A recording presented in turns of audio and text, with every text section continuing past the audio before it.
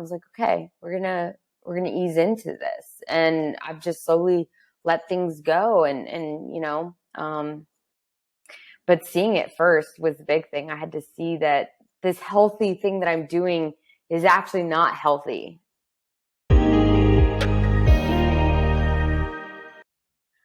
Hey guys, welcome to our SoulFam Podcast, where I interview space holders from all over the world.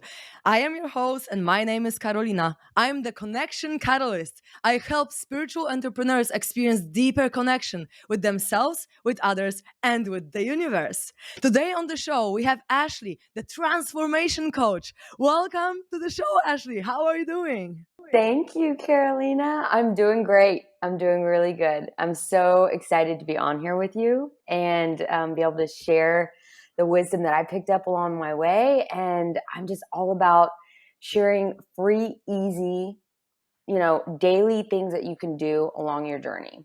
That's going Oh to my help God, this is integrate. exactly what we need here. This is exactly what we are looking for so that all the listeners can have some beautiful tools to work on themselves and to really explore their consciousness deeper and deeper. And I know about a few methods that you are sharing with the world, but I would love you to talk about the ones that you found the most effective for you and for your clients. Because, we certainly try a lot of methods on our healer's journey or coach's journey. But some of them can resonate with us more, some of them can resonate not that much. So what are your methods, the ones that you feel like resonate the most, that are super effective and super powerful? Yes. So it's funny because all of them are free. All of them we have access to within ourselves. EFT, which stands for Emotional Freedom Techniques, I became certified in that and just ran with it and have been using it since. Breathwork, and then dance. Dance was a huge one for me. That it started with dance, quite honestly, because it was the thing I loved most as a child. But it helped awaken that inner divine feminine. It helped me connect deeper to my inner child. It helped me to liberate myself, to express myself, to fully be present with myself. So it started with dance. It moved to breathwork. And then it moved to EFT, and I do all three now. So those would be That's my cool. go-to. Yeah. That's cool. And so, what would you say to people who are quite resistant to dancing? Because even yesterday, I ran an event here in Szczecin, in Poland, and I'm like, yeah, we're doing yoga, we're doing meditation, then we do ecstatic dance. And some people were like, okay, dance, I'm skipping this. And I'm just coming for yoga, meditation, and then some other circles or whatever. And I'm thinking, it's the best. Like, you don't even have to know how to move. You can just really feel where the energy is in your body and just like move the energy in, like inside of you. So what would you say to all these skeptical people about dancing? What would you say to them to encourage them to do it? Yeah. It's interesting because I know for me, I just was so in my head about it. Like it needed to be like it needed to look good. I mean, it's like the same reason why we don't sing, right? It's like, oh, I'm not a good singer, so I'm just not even I belt out in my car now, but like, it took me some time to be okay with like it not looking perfect or being a certain way, but just moving and connecting and listening to your body and like giving yourself permission to be free in that. And I think that's the biggest, it seems silly, but it's the biggest thing that holds us back, is getting in our head about it. I also found that, finding different musics that match where I'm at in my soul. Sometimes I like a real slow, lyrical, just very soft. And other times I hit it hard. Like today I went out and I was jamming out, like just full, like it just lit this fire in me. And it was a much different feeling. So it's really like, what is it that you're trying to create in your body? And what are you trying to release from your body? But I think just giving yourself permission is the biggest thing. And doing it, like I had to do it in my own environment, no mirror, no nothing. And then I moved to a mirror, and then I moved to being able to do it out, out and about. And now literally I do it out on my bike, riding around. Like I dance wherever. Oh my God, me too. I do exactly the same thing. I put my AirPods on, I go to the beach or to the lake or whatever, and I don't freaking care if someone, or even in the bus, like I'm putting my AirPods on and I'm fully bouncing there in the bus. People are looking at me, but I'm thinking, I'm having fun. Like I'm having the time of my life right now. Why are you Yeah. people so sad and so serious? Like I'm freaking dancing here and Let's having so go. much fun. Yeah, exactly. And I feel like this also inspires others to do the same and to give themselves permission, right, to be themselves. Because like if someone is looking at me and I'm just like smiling to these people and they're just like looking like, what is Yeah. this girl doing? But I'm thinking, yeah, like join me, do the same. And Yes. it's just so beautiful when we do it. And it's so great what you shared, to do it without the mirror first, and then with the mirror, and then somewhere maybe with close friends that you are not that ashamed of, and then maybe in front of people that you don't know, because then you might not be like attached to their judgment or whatever. But yeah, it's so beautiful. And I honor you for your journey to come from someone who was shy about showing themselves off while dancing to dancing everywhere. That's amazing. That's really amazing. Thank you. Yeah, I used to find myself not doing it around people, and I'm like, oh, I don't want to be too much or anything. And I'm like, wait a minute. No, I need to spread this joy. I need to inspire other people to dance and just be themselves wherever they want to be. And yeah, so I love that you you do it and you're just like, I don't even care. Yeah, that's the Yeah, goal. because what's the worst that can happen? Someone can judge me, but I'm having fun. So it's not even going to get to me because my energy is so intense and so joyful and so like, I'm just all energy. Heart Like I'm expansive. even Yeah. more energetic when I'm dancing. So their judgments, I Yeah. can just like shake it off, and I love I'm it. still me, right? And so yeah, thank you for sharing about dancing, because seriously, like I really want to encourage everyone who doesn't like it or haven't tried it, just try. And if you're shy, maybe learn one move. Just learn one Yeah. move. If you're shy to I don't know, the steps or whatever, if you just can learn one move and just repeat it, and then do with your body whatever it needs to do, you're just gonna feel so amazing and so free. So yeah, to all these non-dancers, we are calling you to dance. Let's go. Awesome. Yeah, thank you for sharing about dancing. But let's get to EFT, because I'm super curious about this technique, and I'm sure our listeners are too, because I've seen only that it's a tapping technique, that you work some with some emotions or whatever, but I don't actually know much about it. So could you tell us, where it came from, or like how to work with it and how it works in general? Yeah, absolutely. So I'm very scientific. I'm very spiritual. I'm very like woo and all in the body and everything, but I love when something has science backed behind it. And there's over 100 different scientific studies showing the effects of EFT. I like to look at it as psychological acupuncture because basically you're tapping on the different meridian endpoints as you're talking out loud. So like, you're able talk therapy is great. But if you're not integrating the body and having that mind body connection on board, you're missing a good portion of it. They actually Yep. did a double blind study and they showed an hour of talk therapy versus an hour of EFT. And for those that did EFT, had a decrease of their cortisol by 24% up to 50% versus 14% for those who were in talk therapy. So being able to say out loud, like whatever it is in your mind, the negative thoughts, the negative emotions, whatever it is, it's like just by saying, or even if there's pain in your body. So like, I feel so much pain in my stomach right now. This pain just doesn't seem to go away. Like voicing the negative, and as you move through the rounds, you go to more neutral. Like, what could this pain be telling me right now? Mm-hmm. Is this something I can stop and be with for a moment? Mm-hmm. I choose to look at this pain in a different way. Like and then you begin to move to more positive. So it helps you get out the negative. It's like you're cleaning up the dirt and you're making space for that new energy to come in. And Mm. oftentimes, like a lot of people don't necessarily know what to say, which is why a practitioner is great. But also, it still can work. It still can work because you're tapping on the meridian endpoints, and even if you don't say anything, it is lowering your cortisol levels.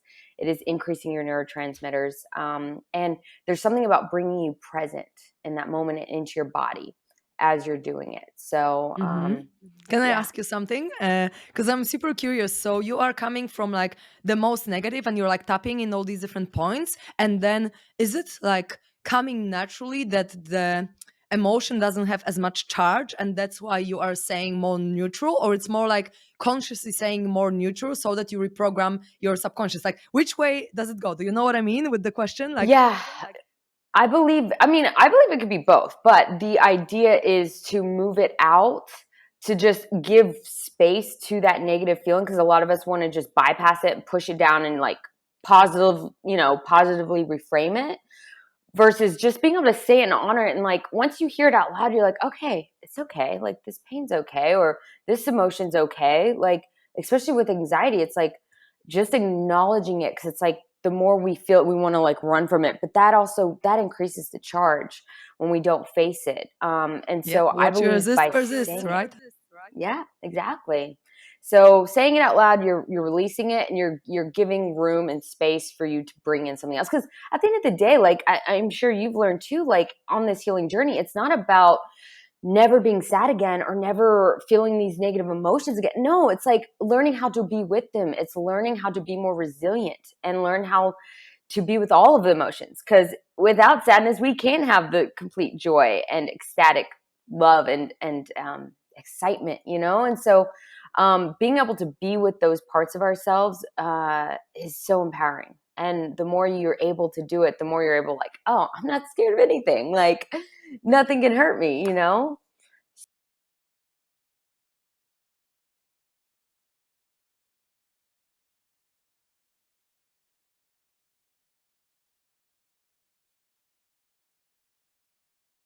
Yeah.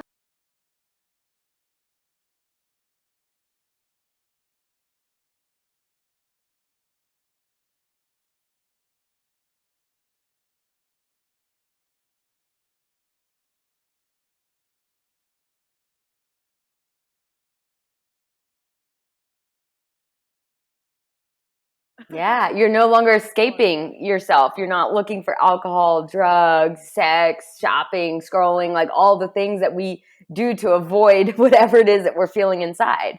And Mm-hmm. so, and something else that I really love about EFT is that, so for me, when I first started, like I realized I was so detached from my emotions. I didn't even know what they were. Like, bringing awareness to them, that was, it took that to begin with.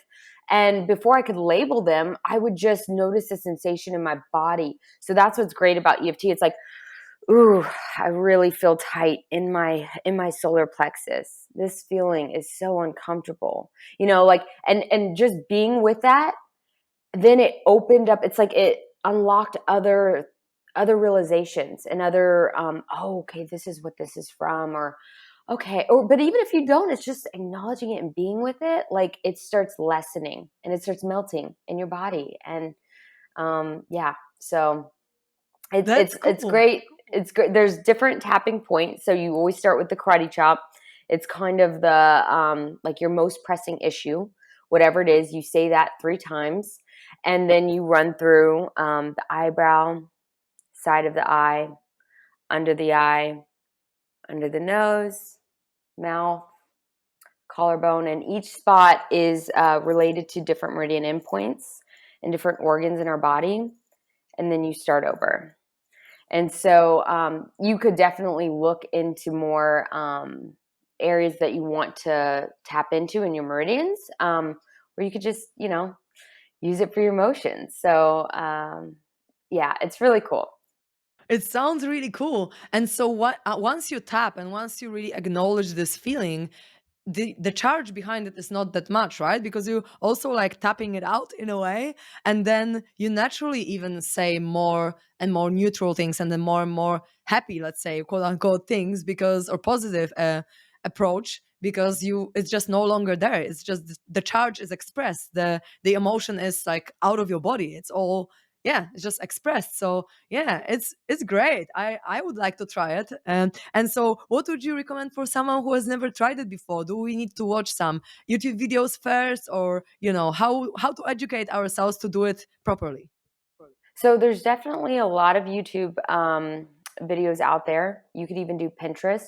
Um, I love the Tapping Solutions app. It's actually free, and they have like some good standard ones, like for anxiety, sadness, loneliness. All the overwhelmed, all the different feelings. So you can start there, and then the more you're comfortable with it, like the more you can use your own words, the better. They have to resonate with you. They have to you have to feel them in order to really like connect with them, right? So and then once you get to about a 5, so the idea is you rate right before you start on a scale of 0 to 10, how intense is that emotion? So let's say I'm at an 8. I want to get to about a 5 before I start moving to more neutral feelings. And sometimes well, every time actually with EFT, I incorporate my breath with it because like, of course, if we're really in our head about something or the emotion's really intense for us, we tend to hold our breath and we tend to not breathe as much. So I breathe with it while I'm tapping, and that seems to amplify it as well and, move that energy even better. So, but yeah, check out YouTube. I actually have, that's kind of funny. I have my book right here that I've been reading.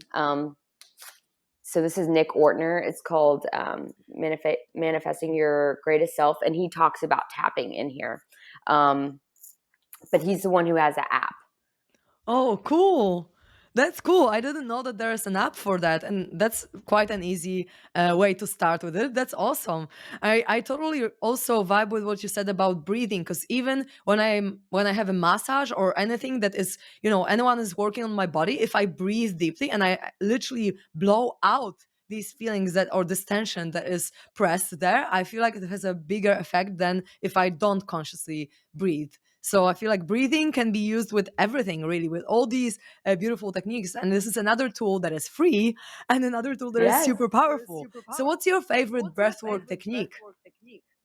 So for me, I think in the beginning it was 4-7-8 because I needed to activate my parasympathetic nervous system, which is the rest and digest. As a nurse, I was just always in this go, go, go, go, go.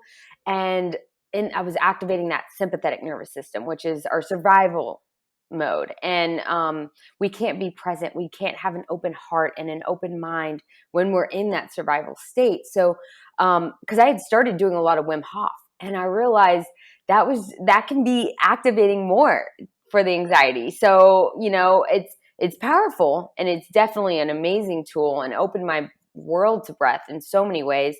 But starting with the 4-7-8, and then I moved into more like conscious connected breathing where you're just, and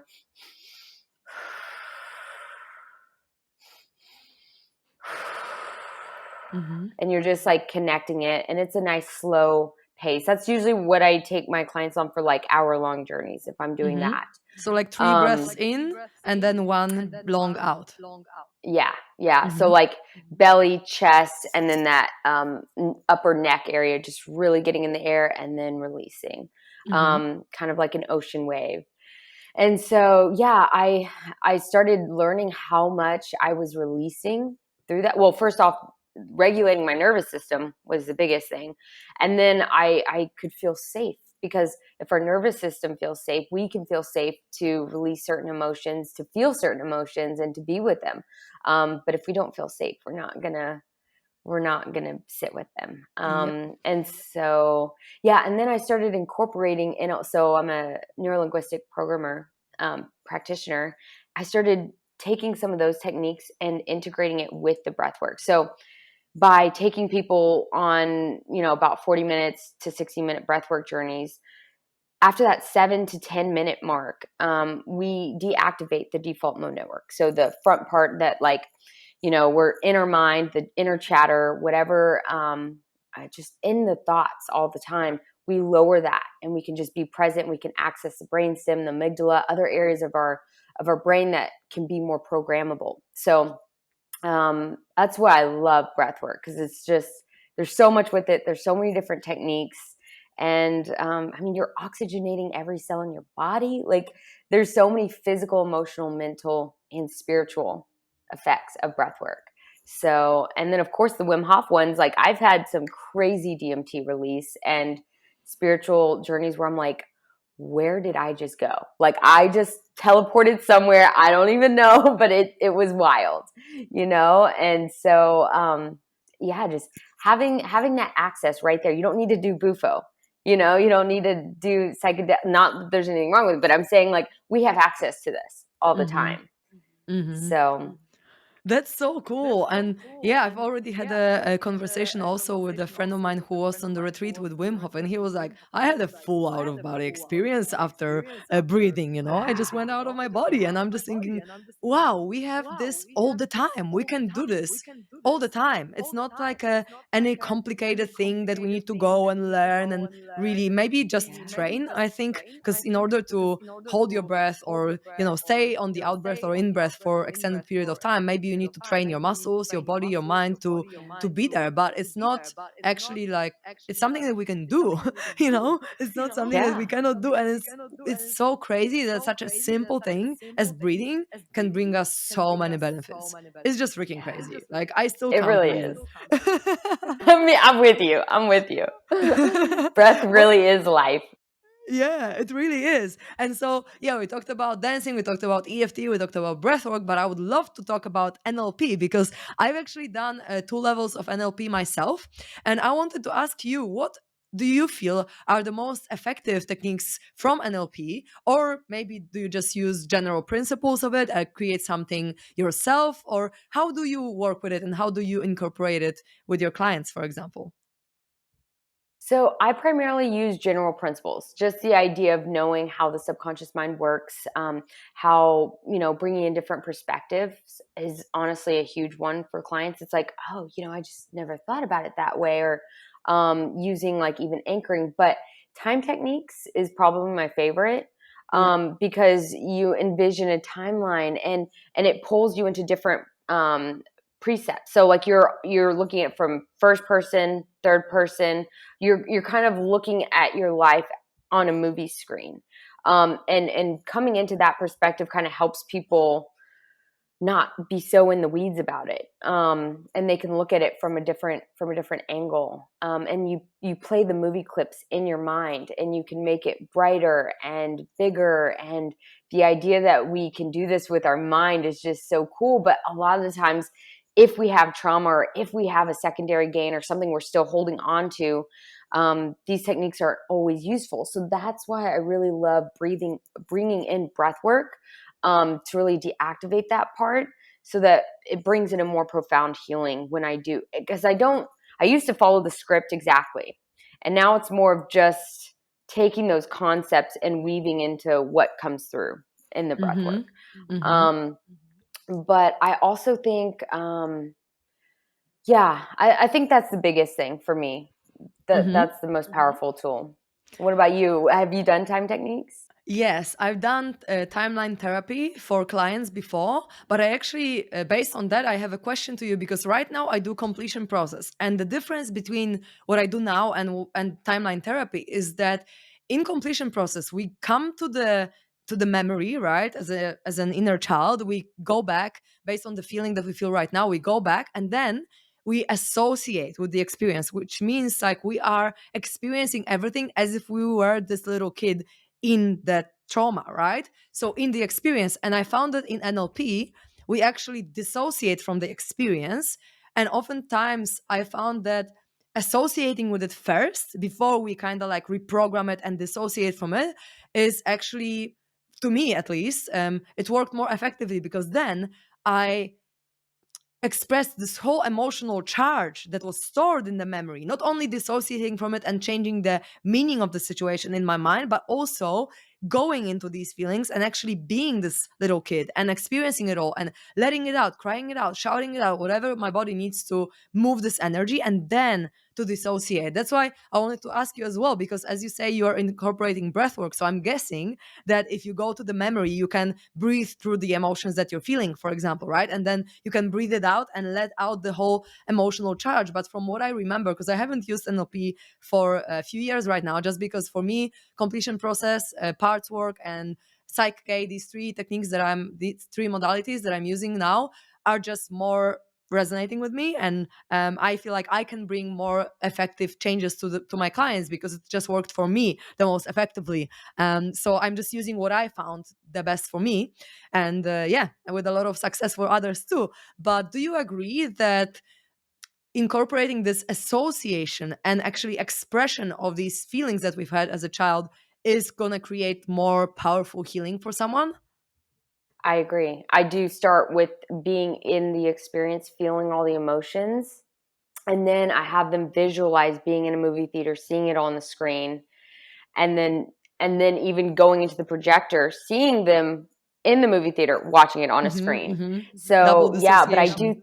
do yeah, but I do think it is important to first be in it, because then we can feel it, and we can be with ourselves, because typically we don't have the tools in that time, which is why it was a trauma. It was overwhelming. So by doing the breath work and being in that present moment, and like being with someone who's guiding you, that you feel safe with, I think then we can be with it at that time, and then say the things that maybe we wanted to hear from somebody else in that moment. I recently had an inner child meditation experience where I thought I'd already dealt with it, but I was abused by a babysitter. And I was finally like, I associated from the view of me as that little child. Whereas before it was like, I was always just comforting her. But I was like, damn, I feel sad. Like, I feel the sadness through her eyes of not understanding, and just being with her during that, of like not understanding, and then seeing the babysitter through her pain and her hurt, and how that was then reflected onto me. And I was able to just release such like large amounts of sadness that it felt really cathartic and really good. And then I could come back and I can hold her. And it was just this deeper sense of like, I got you now. Like, you don't have Mm. to ever worry again. Like, I have you. And so I think, associating it is very important. Mm. Yeah, thanks for sharing. I really found that for me it works like that, and it's good that you also your approach is very similar. Because truly believe in association and like letting ourselves feel the shit. Everything that is there needs to be felt. That's it, and period. Yeah, and also I you mentioned before secondary gains, and I would just like to highlight this term for everyone who maybe doesn't know what it is, because I think it's very important to understand what it is. So could you share from your perspective what secondary gains are? Yeah. So essentially, we're, even if it's a dysfunctional behavior or habit, we're often doing it for some reason. So, for example, like going back to the escapism of, looking for drugs or seeking validation, sex, scrolling, all the things, right? Like, we're doing that so we're not with whatever deep emotions underneath us, because a lot of times that's so scary for us. A lot of times that we're not we don't feel safe enough to feel them, so we avoid. And it's getting us somewhere, or even just like procrastination, like, because then that means we'd have to put ourselves out there and really do the thing that we've been wanting to do. And it's like, procrastination keeps you one day further from having to actually do what you're wanting to do. And let's say it's like putting yourself out there on social media. If you're scared of being seen, then of course, like, you're not going to want to do it. Of course, you're going to keep procrastinating and not putting yourself out there. But oftentimes, like you were mentioning parts, like part of us wants to be seen. We want to have our voice heard. And another part of us, that's terrifying. That is absolutely scary. And so it's like, at the end of the day, the parts ultimately want the same thing. So it's like finding that thing that ultimately they both want, and then reach the resolution of it. Mm-hmm. Um, but yeah, it's really getting deep in understanding what someone is either avoiding, or what they're getting comfort from. So that's how I Mm-hmm. look at secondary gain. Yeah, yeah, and this what you just said is so on point, because sometimes people are not even aware, because it's all subconscious, right? When we have secondary gains, we don't even know that we might feel this way inside, and then when we talk to someone, or when someone is telling us something, it's like, oh my god, I actually feel that. And I just want to share this little exercise. I was talking about it in my videos on YouTube as well, where you can sit with a group of friends. I remember, I think I did it on one workshop with Teal Swan. She was presenting this exercise that I think is so powerful for secondary gains as well. So you're sitting with a group of friends and you're telling them what your goal is, or with a group of people, whatever. And then these people are meant to give you reasons why your goal is just not gonna is just like bad for you, or disadvantages of achieving this goal. Because then if someone can tell you, okay, if you're going to be so, for example, successful, then you're going to lose contact with your family, or people will want to take things from you, or people will I don't know, just bother you with things, or you're gonna have so much responsibility that you cannot handle. And then some of these things can resonate with you and be like, oh my God, I've never even thought that this could be like painful for me, but I actually resonate with what this person just said. And so this is just a little exercise, because sometimes some people with objective perspective can give you some, ideas that you would never think of, but it could sit in your heart and be like, oh my God, this is actually what I've been storing there that is not letting me achieve this, right? And so that could be something that people could use to just talk to other people, like, what would you say would be the drawback if I achieved this goal?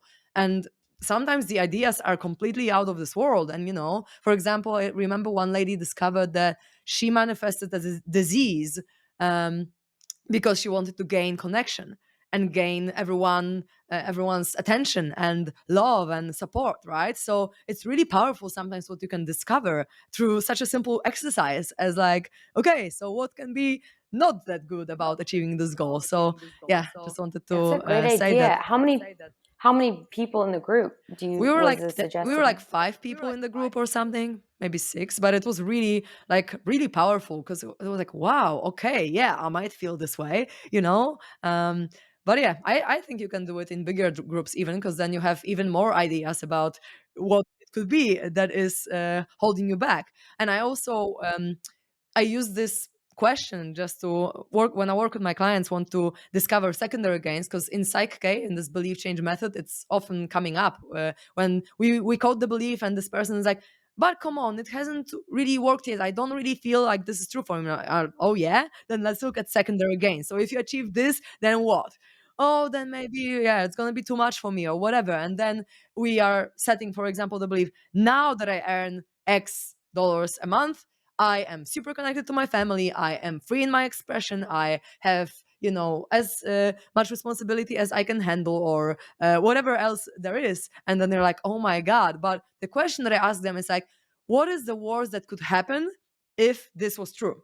What is the worst? Because we usually think about the best, right? Like, oh yeah, I'm gonna achieve this, it's gonna be awesome. But then if you actually look at the worst, and you're like, oh yeah, this could happen and this could happen, and then so many subconscious things can just show up for you. And it's such a simple question, but it can unlock this whole world of what your secondary gains could be.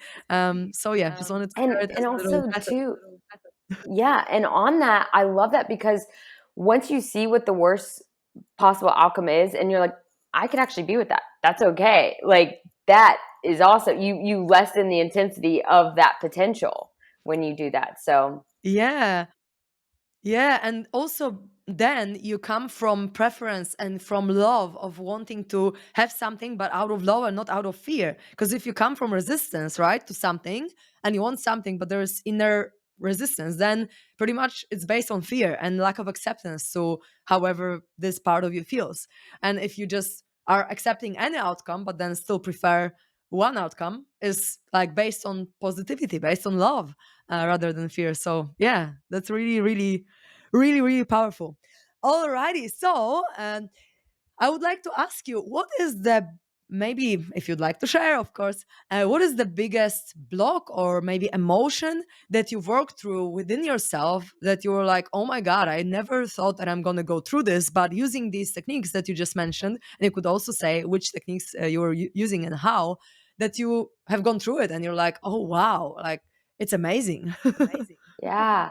So probably anxiety. That would be my biggest one, because I didn't even know I had anxiety. It was high functioning anxiety. It's like anything that you're so used to being in that mode that you don't even recognize it as different or a problem. You know what I mean? And so anxiety was normal to me. Like, that was just day to day. And it wasn't like I was having panic attacks. It was just, I was in constant go, go, go. And so it really helped me to be present. And it really helped me to stop. It really helped me to dig deeper into my body, the sensations. Because I think for a long time I was so dissociated.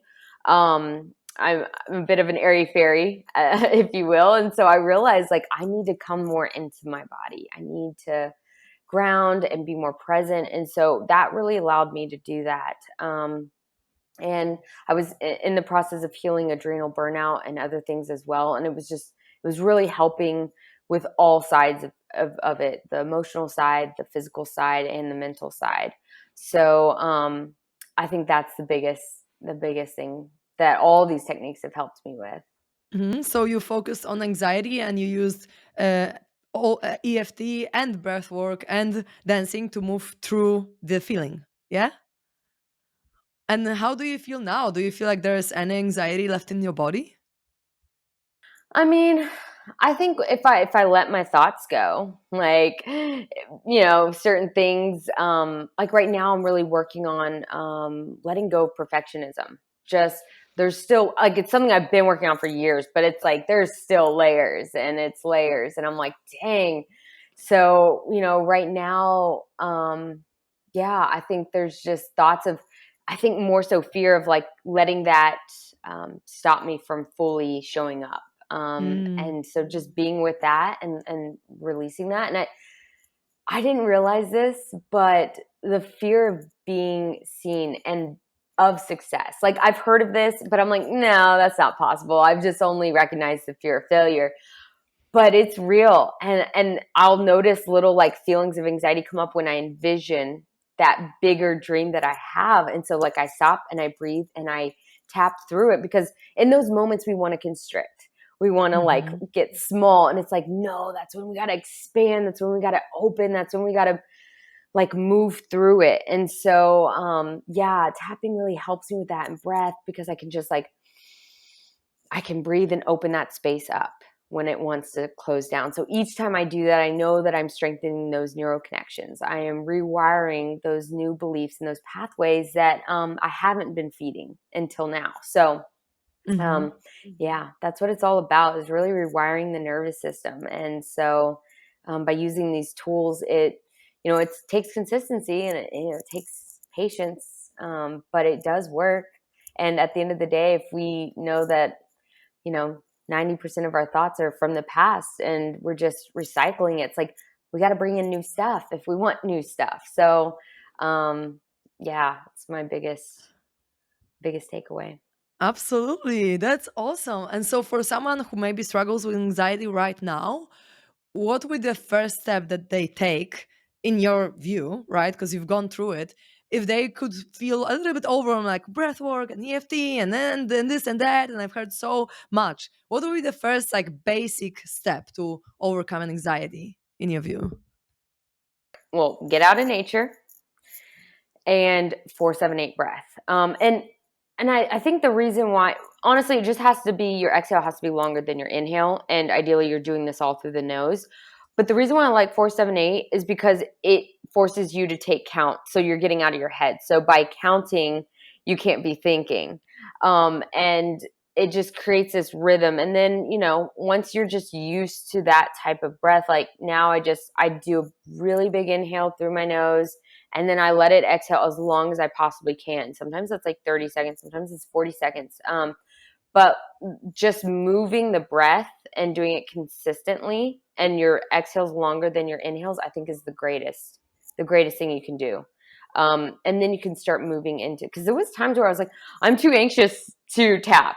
Sometimes you need to move that energy, or you need to slow the energy. So, breath, if it's really high pent up energy, dancing it out then would be my go-to.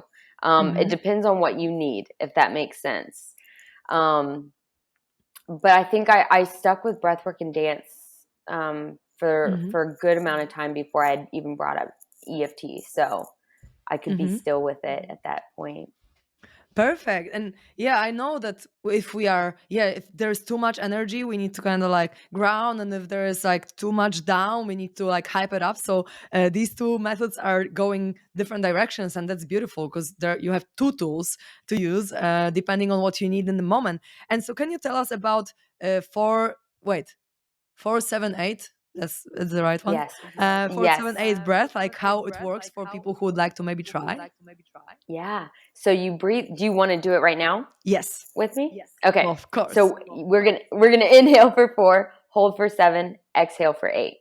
Okay. Okay, perfect. So go ahead and breathe in.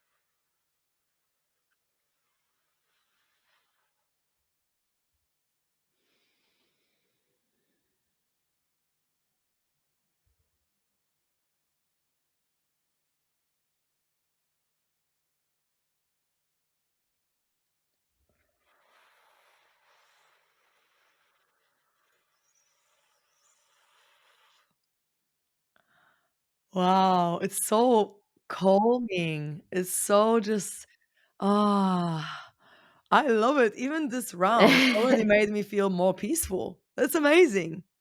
I hope Yeah, that all I the know, I can listeners were feel it doing throughout my it. I hope And so too. and if you didn't, go back and do it. Yes, Do it yes. with us because it really helps. And after even 3 breaths like this, 3 rounds, you can really feel the difference already. So imagine if you did it for 10 minutes, for example, or half an hour, how much you can change your energy and change however you, yeah, perceive or react to the world. That's freaking awesome. And I love that you said that too, is that like, so when I first started, I was like, I want to bring more breath work into my life, but it seems so intimidating. And when you're in survival, the last thing you want to do is sit down because your body just wants to keep going. And the last thing you want to do is try to like breathe big when you've been used to breathing small. So I started with that. I started just 10 rounds. And then I was like, I moved to 5 minutes a day. And then it moved to 20 and 30. I'd start my morning that way. And now I'm at a point, what I find is the most powerful is just stopping, each hour almost, or every other hour, as often as I can, and just check in for 30 seconds, for a minute, and just do a little bit of breath. Because each time you do that, like, you're training your nervous system, you're training your body that, like, we can be calm, like, and it feels good to be calm and be present. And it just takes practice and consistency of doing it. Yeah, like everything, right? Everything takes practice. Even being with your emotions, with your feelings in the moment, it's also a practice. Like I repeated many times throughout these podcasts and generally in life that I was not a feeler before. I was very much in my mind, and I didn't even know that I had all this suppressed, stuff in my subconscious mind. Because for me, life was awesome. Like, what should I worry about, right? It's great. Yeah. It's amazing. But then when I started digging, the whole Pandora box got open, and I realized, ooh, there's actually a lot of shit out there, and I need to now clean it up. And so, step by step, the more you go in it, the easier it is for you to actually feel it deeper and do it deeper, and maybe breathe, also hold for longer. It's all about practice, right? That's why, yeah, everything is about practice, everything in life. And also say, like, I've been even talking about it with one of my friends here on the podcast, that, for example, when I was surfing for the first 2 times, I didn't enjoy it as much as I enjoyed it when I did it for the fifth time, right? Because I didn't know how to navigate. And so, even if you don't like something at the beginning, really discover if you don't like it because you haven't done it for a long time enough to actually be good at it, or if it's really not resonating with you. Because I feel like even with the things like breathwork or EFT, even if you haven't done it for a long enough time to discover the change that it brings you and discover how deep you can go, you sometimes can stop on the part of your journey where you could go deeper and you could learn more, and then it could be way more comfortable for you. But then you just don't do it because you're like, I tried it once, it didn't work. But it's not about that. It's really not like, yeah, you need to try a little bit more to actually assess. So that's what I encourage people to do. And so, another question, because you mentioned that this kind of perfectionism, or wanting things to be perfect, and I would like to talk about this because literally I had a conversation about it with a friend like an hour ago before we started this podcast, and it's just so aligned. Nice. Everything is synchronicity and everything, because my friend is like, oh yeah, I'm a perfectionist, I'm a control freak, I need to everything to be perfect and ideal and whatever. And I was just kind of wondering, like, what does it even mean to be perfect? Like, what is Exactly. perfection? You know what I mean? Exactly. What does it mean for you? Tell us. Yeah. What does perfection mean for you?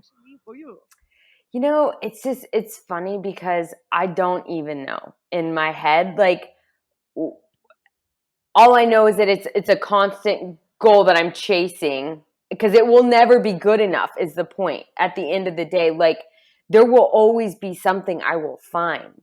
Um and and I've just realized, like, when I was home, I was taking care of my mom. She ended up having a stroke a few weeks ago, and I was there, and I was seeing so much of where that perfectionism came from. And because I'm trying to help her de-stress and really, like, look at the areas of her life, where we can, dissolve some of the control, dissolve some of that stress. And I was still seeing so much of her in me. And I was just like, oh, I was like, Mom, let go of that. Stop. Like, she's being OCD about something. And I'm like, I recognize where I'm OCD about stuff. And normally it's like high coping stuff. Like, it's like about my water. Like, it has to be clean, no heavy metals, no pharmaceutical, like all the things. It's just like, but yes, that's important. But at what point does it become just a control mechanism? At what point does it just become something that you're constantly trying to be better about, chasing this next level? And it's like, yeah, we want to grow, we want to learn, and we want to be better, but it's like, to what extent? And really looking at that balance of like, we're growing but we're loving where we're at, and maybe I'm not perfect, but I'm showing up authentically.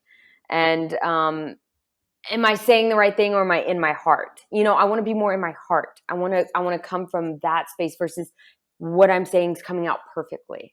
And is this person going to understand it, or is and it's like, I just got to show up like as me, and then whoever resonates with that will resonate with it. But it's like, when we're trying to please or be a certain way for all these different people, it's like, it's exhausting.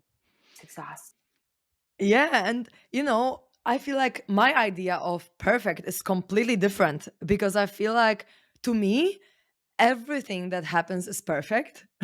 Just because I see that, for example, all these shitty things that happen in life are actually leading me to something even better. And so if I can see that, oh, I didn't like this, I didn't like that, I didn't like the way that I don't know, played drums a few years ago on this contest because I got so stressed and it was really shameful for me because I got so stressed, I fucked it all up completely, and it wasn't nice. But I learned something about myself. For example, I learned that I have stress when I go on the stage by myself because I usually went with my band, so I felt connected. So now I could deal with the stress and I could look it in the eyes and be like, okay, this is stress. What am I going to do about it? And learn from it, right? So this situation was perfect in a way, and everything to me is perfect. So that's why I'm discussing about it, because to me, um, as it is perfect. So I don't really understand this idea of perfectionism where you try to be perfect, but you're trying to reach perfection. But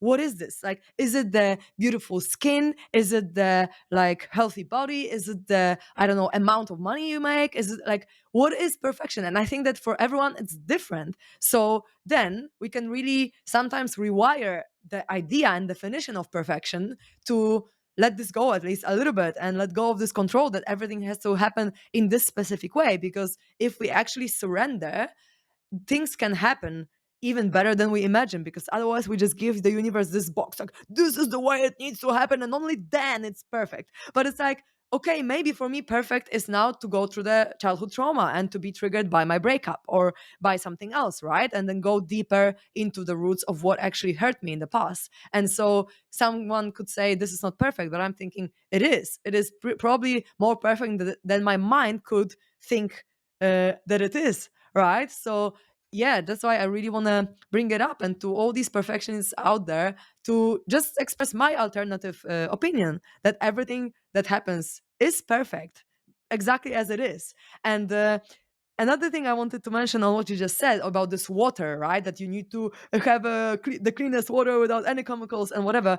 I've heard from my friend that her cousin, I think it was her cousin or maybe friend, that she was so healthy and so just perfect in her way of being and drinking and whatever and eating.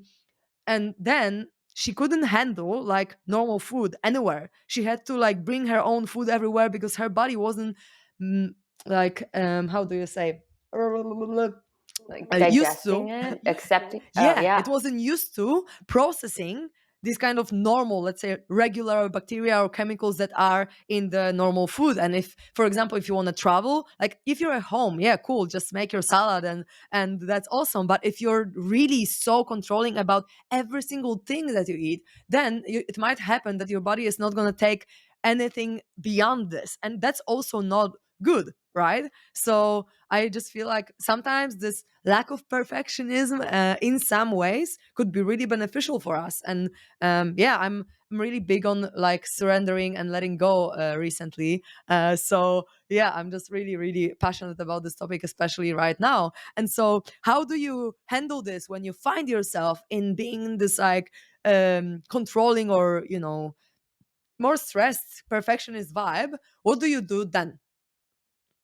So it's interesting because I realized at first it was all like, oh, it's kind of like a high coping mechanism of like, I'm doing all the right things. But it turns into orthorexia, which is like trying to eat so clean, so perfect, and do all the right things that it's just the opposite of like eating crap. And like it really is because of that pressure, that ideal mindset that you keep trying to achieve, and it's like it's exhausting, and then you don't feel like you can fully go out and be with friends and do normal things because you're so worried about what you're putting in your body or this and that. And so I just had to like stop and go with an 80-20 rule, like 80 to 90 because I am going through like a certain protocol right now, so I am trying my best to be good in those ways. But ultimately it's like, yeah, it's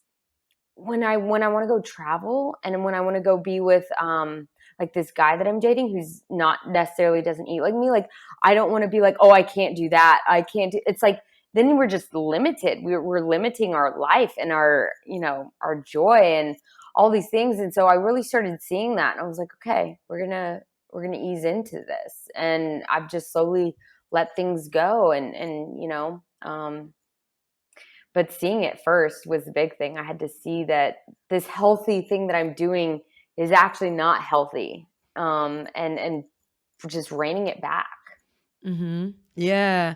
And I can totally relate to that, and I resonate with it so much. And that's what you just said, just brought to me this idea I've heard. I think Tony Robbins said it, that if you have a choice between like eating super clean but stressing out about it and just bringing so much tension into it versus eating less healthy and being chill about it, this eating less healthy will actually be more beneficial for you than if you are so just emotional about eating super clean, right? Because it's like, yeah, it's just not healthy to stress about it all, because the stress is worse than these chemicals in the food for you. And I feel also that we are circling back a little bit here, because for I feel like for perfectionism, it could be also really beneficial to look at the parts of you. Because I am a 99.9 in brackets sure that if you are a perfectionist, there is a part of you inside that says, "Fuck perfectionism. I don't want to be perfect at all. Fuck it. I want to just be free, do whatever I want, no control." And then if you are controlling and expressing only this part who wants to be perfect, and you don't let this other part, the opposite part, whatever it is for you, to be expressed as well, then it can create conflict and resistance and actually make these parts come out in very unhealthy ways that you cannot handle. Because if you don't consciously look at them and discover what their needs are, it could be really, really something bad, like a bad coping mechanism coming out. And you can actually integrate it, right? There's always a way. And for example, when I wanted to be vegan, but I didn't want to push myself, I said, "Yeah, universe, please just make me vegan very easily." And then I met Ricky, who was vegan, so I easily turned to vegan. But first, I was like, okay, I'm gonna have one vegetarian day a month, so that the part of me that loves eating chocolate, loves some cheese or whatever, has this one day that I know that I can eat whatever I want this one day. And then after a few months, I even forgot about it because I didn't need it anymore. But if I didn't give myself permission to do it at least once a month, I know that my inner part that really needed it and wanted it at that time would be binge eating some vegetarian things, once in a while, or even like too much, because I wouldn't give it space. I wouldn't give it expression, right? But I did. But then it didn't even need it at some point. And I feel like with perfections, it can be the same. When you leave this little gap of not being perfect, it's gonna maybe work better for you than trying to always be perfect. And just give yourself a little bit more freedom. That's what I'm saying to Yeah, all the people who absolutely. are like this. So like 2 days ago, I was out with some friends and they ordered a lot of like delectable, very rich foods and all these, and it was perfect. I was like, "Ooh, this looks good." Like, "Oh, I haven't had this in a while." And it was fun. I was exploring. I was being with it. I was with friends. I was in a good state, and like, that feels so good. That feels so good. So I keep expressing that. I keep doing that. And yeah, I really I don't have the fear that I used to have. It used to be a lot more intense. But now it's like, oh, I'm good. I'm good. It's still layers, of course, but for the most part, I'm working through it. That's So amazing. To all the perfectionists out there, just know that it's possible to get out of it. Ashley is a living example of it, that she's handling it really well. And we gave you a little bit of some tools to work through. And I'm sure, I'm keeping my fingers crossed for you guys, to all who listen and are too much of a perfectionist. Here you go. You can try these things. yes, Just tap, breathe, do some parts work if you need, or dance. dance. Yes. And Yes. if you feel like you need support, please reach out to me or Ashley, because we are here to help you as well. So Ashley, where could people find you? What would be the easiest way? Instagram. So holistic alignment with the W 411 WHOLISTIC alignment. And yeah. Perfect. That's amazing. That's amazing. Awesome. So maybe we have time for one quick question at the end. And so I would like to ask, what do you feel like it's the most important thing, or if you have a few in mind, to know as a coach?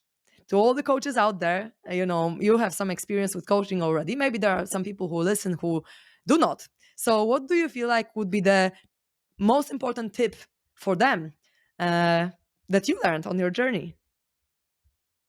Well, to becoming a coach or just in general? I feel like maybe to becoming a coach as well would be a good thing to share. Yeah.